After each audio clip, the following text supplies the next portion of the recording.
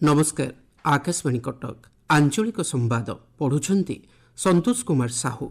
मुख्य संवाद राज्य एकक बातायन कमिटी बैठक में 4111 कोटी ऊर्ध्व टंकार 23टी शिल्प प्रस्ताव को अनुमोदन। हाइकोर्ट गुरुत्वपूर्ण राय बकेया चालाण पैठ न कले चालकों को मिलिब नाही प्रदूषण प्रमाणपत्र। जातीय स्वास्थ्य मिशन अधीन में कार्यरत आयुष डाक्तरों दरमा वृद्धि कले राज्य सरकार। एवं राउरकेला बिरसा मुंडा अंतर्जातीय हॉकी स्टाडियम रे आउ किछि समय मध्यरे आरंभ हेबो एफआईएच प्रो लीग। राज्य में शिल्प परिवेश को समृद्ध एवं विकास को त्वरान्वित करने मुख्य शासन सचिव अनु गर्ग अध्यक्षतार 144तम एकक बातायन अनुमोदन कमिटी बैठक अनुष्ठित हो जाइछि।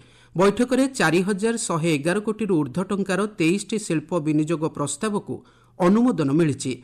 प्रकल्पगुड़िक बालेश्वर, भद्रक, कटक, देवगढ़, गंजाम, जगतसिंहपुर, खोर्धा, कोरापुट, पुरी, संबलपुर और सुंदरगढ़ जिले में कार्यकारी हेबो।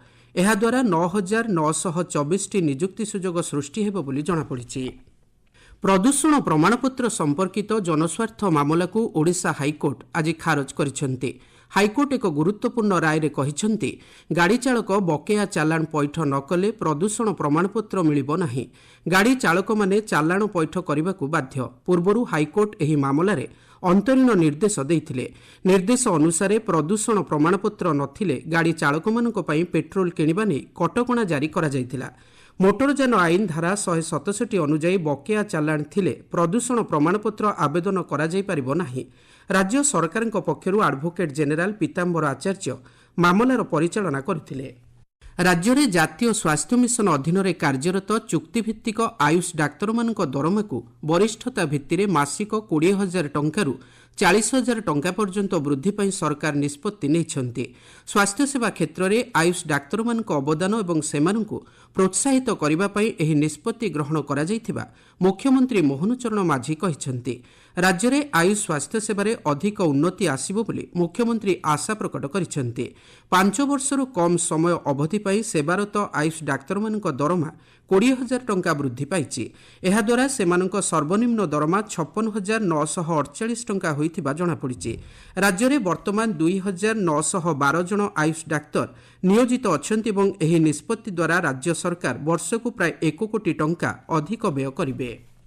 राज्य में जरूरीकालीन चिकित्सा सेवा को अधिक सुदृढ़ करने द्वितीय पर्यायर आज भुवनेश्वर कलिंग स्टाडियम ठारू 250टी नुआ 108 आंबुलांस को मुख्यमंत्री मोहन चरण माझी उद्घाटन करिसेंति। एथिमध्यरु 7टी आंबुलांस रे अत्याधुनिक जीवन रक्षाकारी व्यवस्था रहिछि। मुख्यमंत्री श्री माझी कहिसेंति ओडिशार कोण अनुकोण रे उन्नत स्वास्थ्य सेवा पहुंचीबा पई सरकार संकल्पबद्ध। जरूरीकालीन स्वास्थ्य भित्तिभूमि को सुदृढ़ करी जीवन रक्षा को सरकार सर्वोच्च प्राथमिकता दे आसुछन्ति। एथिपाई 111 कोटी टंका विनियोग रे 428टी नूतन आंबुलांस चलाचल पई व्यवस्था करा जायछि। पूर्वरु 150टी आंबुलांस लोकार्पित होई सारिछि। सुस्थ और विकसित ओडिशा गठन दिगरे सरकार निरंतर प्रयास जारी रखिछन्ति बोली मुख्यमंत्री कहिछन्ति। राज्य माध्यमिक शिक्षा परिषद द्वारा परिचालित मैट्रिक परीक्षा आसंता 19 तारिख आरंभ हेबो। एने बोर्ड पक्षरु आजिठारु समस्त परीक्षा हब को प्रश्नपत्र पठा जाउछि। चलित वर्ष 5,61,979 जन छात्र छात्री फॉर्म पूरण करिसेंति। एहासह 3,082टी केन्द्र रे परीक्षा अनुष्ठित हेबो। प्रश्नपत्र महजूद रखिबा पई 322टी नोडाल केन्द्र सह स्ट्रंग रूम रो व्यवस्था करा जायछि बोली बोर्ड सभापति श्रीकांत तराई कहिसेंति। पुरी सर्किट हाउस ठारे जिल्ला रे जनगणना पई आज एक प्रस्तुति बैठक अनुष्ठित हो जाइछि। बैठक में राज्य जनगणना कार्यालय युग्म निर्देशक जोगदे कर्मचारी मानकर नियुक्ति दायित्व आदि संपर्क में आलोचना करथिले। 2टी पर्यायर अनुष्ठित हेबाकु थिबा गणना रे चलित एप्रिल मास 16 तारिख रु मे मास 15 तारिख पर्यंत प्रथम पर्यायर एवं आगामी 2027 फेब्रुआरी 9 तारिख रु 28 तारिख पर्यंत द्वितीय पर्यायर गणना कार्य चलिबो बोली स्थिर करा जाइछि।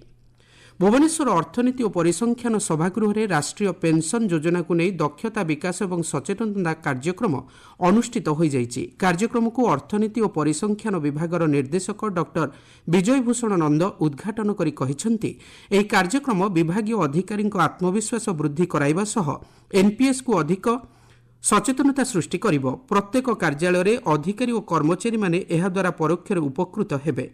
आपण माने आंचलिक संवाद शुणुछंती आकाशवाणी कटक केन्द्ररू। संक्रामक रोग प्राणी मानक असुस्थ और दुर्बल करने सहित सेमानंक पई घातक होइथाय। एथिपई टीका हेउछि सुरक्षार सर्वश्रेष्ठ उपाय। फाटुआ, साहणा, बजबजिया भली रोग को टीकाकरण द्वारा संपूर्ण नियंत्रण करा जाई पारे।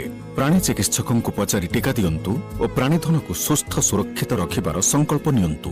मने रखंतु, रोगमुक्त गुहाल प्राणी संपद समृद्धिर प्रथम पाहाच। देश में फाइलेरिया रोगर मूलोत्पाटन पर आज केन्द्र स्वास्थ्य मंत्री जेपी नड्डा 12टी राज्यर स्वास्थ्य मंत्री और वरिष्ठ अधिकारी आभासी माध्यम समूह औषध सेवन अभियान शुभारंभ करिसेंति।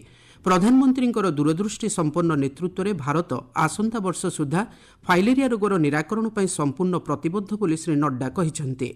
एही क्रम में भुवनेश्वर स्थित संयुक्त स्वास्थ्य निर्देशालय ठारे राज्यस्तरीय जातीय कृमिनाशक दिवस और फाइलेरिया निराकरण पर सामूहिक औषध सेवन कार्यक्रम को स्वास्थ्य मंत्री डॉक्टर मुकेश महालिंग शुभारंभ करिसेंति।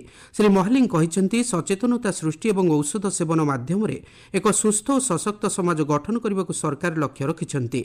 अभियान को आहुरी व्यापक करने सह तृणमूल स्तर में जनजागरण सृष्टि होगा जरूरी। भद्रक, नयगढ़, बौद्ध, कोरापुट, रायगढ़ और कटक जिले में जिलास्तरीय जातीय कृमिनाशक दिवस पालन करा जायछि। कंधमाल जिला बालीगुड़ा दंडपदर जात्रापड़ियाठारे मिशन शक्ति विभाग पक्षरु जिलास्तरीय सुभद्रा शक्ति मेला अनुष्ठित हो जायछि।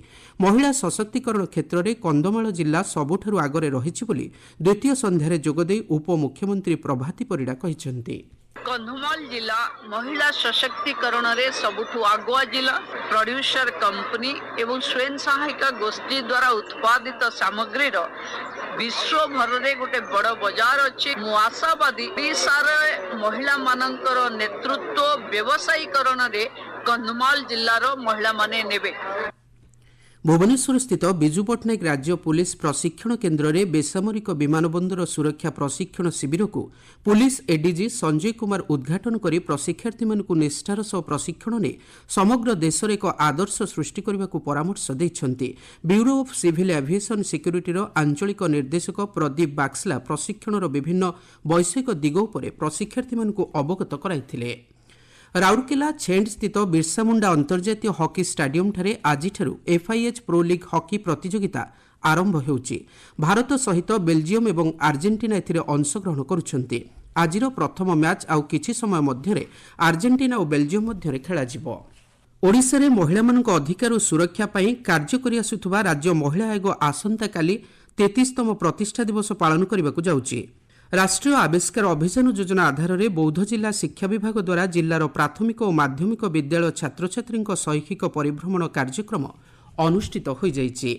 नयगढ़ पुलिस पक्षरु आयोजित सृजनात्मक कार्यक्रम कलिका 2 रिजर्व पुलिस पड़ियाठारे अनुष्ठित हो जाइछि। जाजपुर जिला नरसिंह चौधरी स्वयंशासित महाविद्यालय जिला सूचना विज्ञान केन्द्र पक्षरु साइबर सुरक्षा सचेतनता कार्यक्रम आयोजित हो जाइछि। मालकानगिरी जिला बंडा बाकुलीबंधଠାରେ राज्य प्राकृतिक विपर्यय परिचालना विभाग पक्षर एक संतरण प्रशिक्षण शिविर अनुष्ठित हो जाइछि। जाजपुर रोड स्थित इंदिरा गांधी महिला महाविद्यालय परिसर में जाजपुर रोड स्वतंत्र कोषागार एक जातीय पेंशन प्रशिक्षण शिविर अनुष्ठित हो जाइछि। राज्य नगर और गृह उन्नयन विभाग निर्देशक तथा स्वतंत्र सचिव गंगाधर नायक नयगढ़ जिला खंडपड़ा गस्तरे जाई विभिन्न प्रकल्प परिदर्शन सहित उन्नयनमूलक कार्यर समीक्षा करिसेंति। बरगड़ जिलापाल सम्मिलनी कक्ष जिलास्तरीय जनगणना अधिकारी समीक्षा और प्रशिक्षण कार्यक्रम अनुष्ठित हो जाइछि। मालकानगिरी ब्लॉक पड़ियाठारे जिलास्तरीय नियुक्ति मेला अनुष्ठित हो जाइछि। गंजाम जिला सरकारी विज्ञान महाविद्यालय विश्व आर्द्रभूमि दिवस उपलक्षे एक सम्पान आयोजित हो जाइछि। देवगढ़ जिलापाल सम्मिलनी कक्ष जिलास्तरीय राजस्व समीक्षा बैठक अनुष्ठित हो जाइछि। मुख्य संवाद पुणी थरे। राज्य एकक बातायन कमिटी बैठक में 4111 कोटी ऊर्ध्व टंकार 23टी शिल्प प्रस्ताव को अनुमोदन। हाइकोर्ट गुरुत्वपूर्ण राय बकेया चालाण पैठ न कले चालकों को मिलिब नहीं प्रदूषण प्रमाणपत्र। एवं राउरकेला बिरसा मुंडा अंतर्जातीय हॉकी स्टाडियम आउ किछि समय मध्य आरंभ होब एफआईएच प्रो लीग। आंचलिक संवाद आज एतिकी।